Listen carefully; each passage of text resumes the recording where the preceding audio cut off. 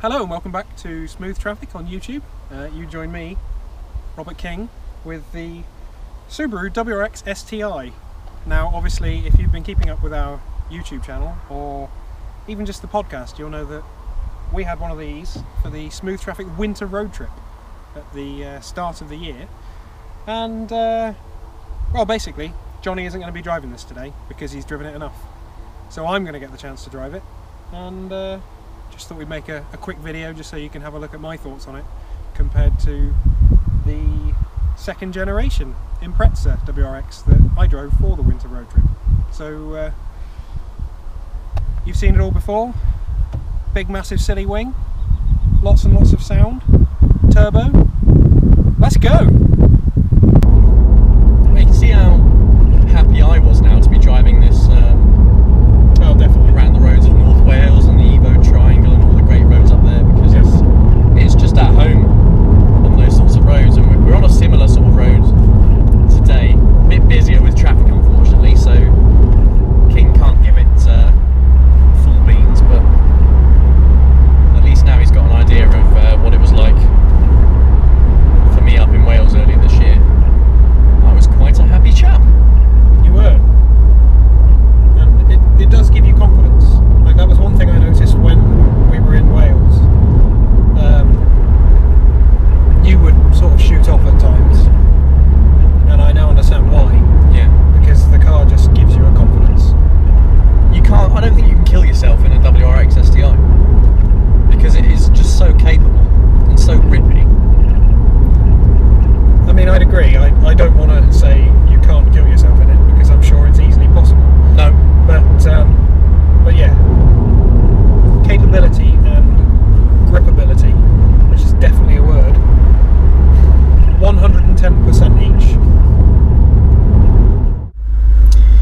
I'm hoping that after we've been through this village, you'll get a chance to Open her up.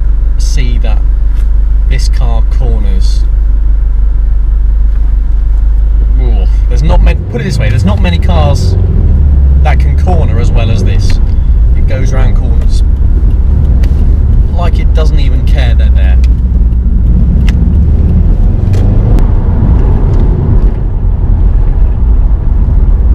You can't just stick it in and it just pulls itself round without any... It just doesn't care. There's very few corners I found that it just won't go around, and it doesn't really matter what speed you seem to do in it. It just goes, yep, okay. It's really weird because obviously the performance makes you think it wants to go fast, but then you take a corner and it just wants to go round the corner. I know that sounds stupid because obviously it's an inanimate object, but it really does feel like it has wants and needs. It wants me to catch up with the car in front, so I have, and it's done it effortlessly. Well, that's because it thinks the car in front is a Mitsubishi being driven by Tommy Mackinnon. It's never been able to get out of that mindset.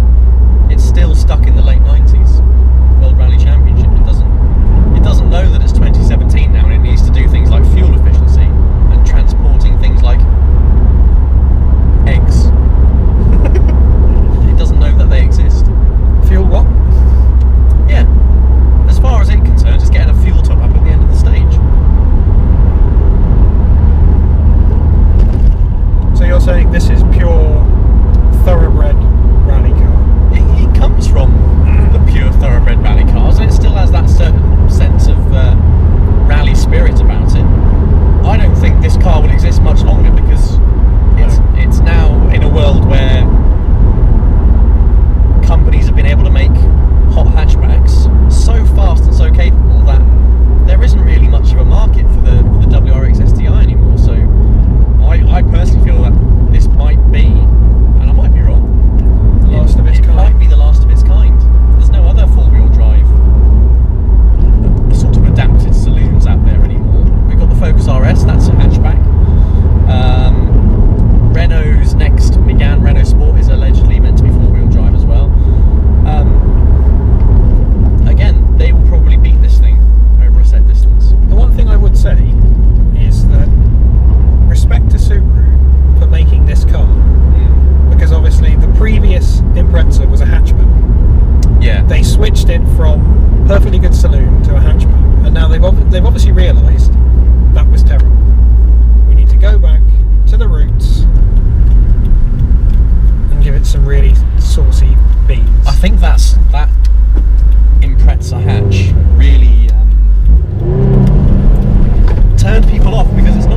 expect from a Subaru performance car. They expect something that looks a bit like what Colin McRae would drive. A big, massive wing, bright blue paint, and some gold wheels.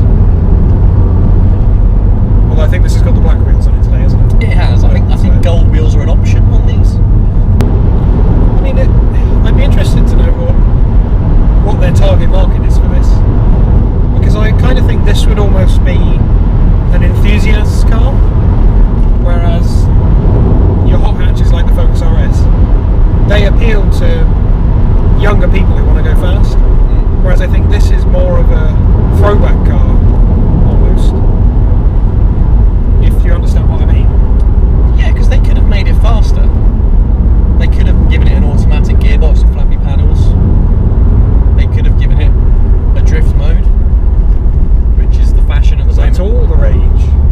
They could have done a lot of things to make it more modern, but it's not really modern. It's pretty much the same as it was many years ago. You know, 300 horsepower, all-wheel drive, as much grip as you need. You know when you can't open a jar of jam? Yeah. You put a rubber glove on and then it opens like that. That's what this car is. I tend to just use a towel, but alright. Like a tea towel. Oh, a tea towel Just just give you extra grip. Yeah. The only downside of this for me is that it wants to change gear before my brain can think I need to change gear. It did take me a little while to get used to the way the clutch and the gearbox felt. Yeah. I think it's a car you have to learn a little bit. Oh, definitely.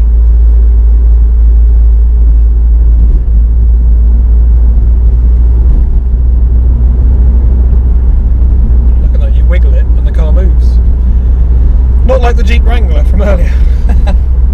It's really direct there, this car. When you turn the wheels at the front turn, basically. There's no sort of delay there at all. And again, it just gives you confidence. Yeah, absolutely. You see a corner, you think, okay, I'll go around that at a certain speed. And then once you've been around it, you think, oh, I could have done that faster. Yeah, I'll agree. With all the corners I've taken so far, I've thought, okay, I could have pushed it a little bit further. You know what? One of my happiest memories about this car is scaring Ben. Everyone likes scaring Ben. Yeah, I love scaring Ben.